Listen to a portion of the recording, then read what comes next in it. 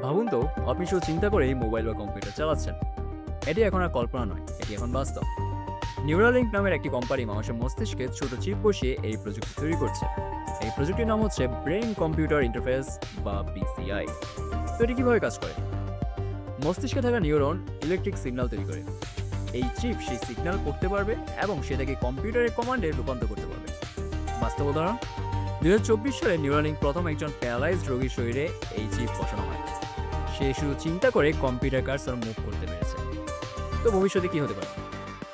পক্ষাঘাতগ্রস্ত মানুষ আবার চলাফেরা করতে পারবে, চোখে না দেখেও মস্তিষ্ক দিয়ে অনেকে দেখতে পারবে, এমনকি মানুষ এর সাথে সরাসরি কানেক্ট হতে পারবে। এর মার্কেট ভ্যালু কি? এক্সপার্টরা বলছে 2030 সালের মধ্যে বিসিআই মার্কেট $6 থেকে $8 বিলিয়ন পর্যন্ত পৌঁছাতে পারে। কিন্তু ঝুঁকি রয়েছে কিছু। হ্যাকিং হলে মস্তিষ্কই হবে সবচেয়ে বড় টার্গেট, এবং প্রাইভেসি অনেক বড় একটা প্রশ্ন তৈরি করে। তো আপনার কাছে আমার প্রশ্ন, আপনি কি আপনার মাথায় চিপ বসাতে রাজি? কমেন্ট করে জানাবেন কমেন্ট বক্সে।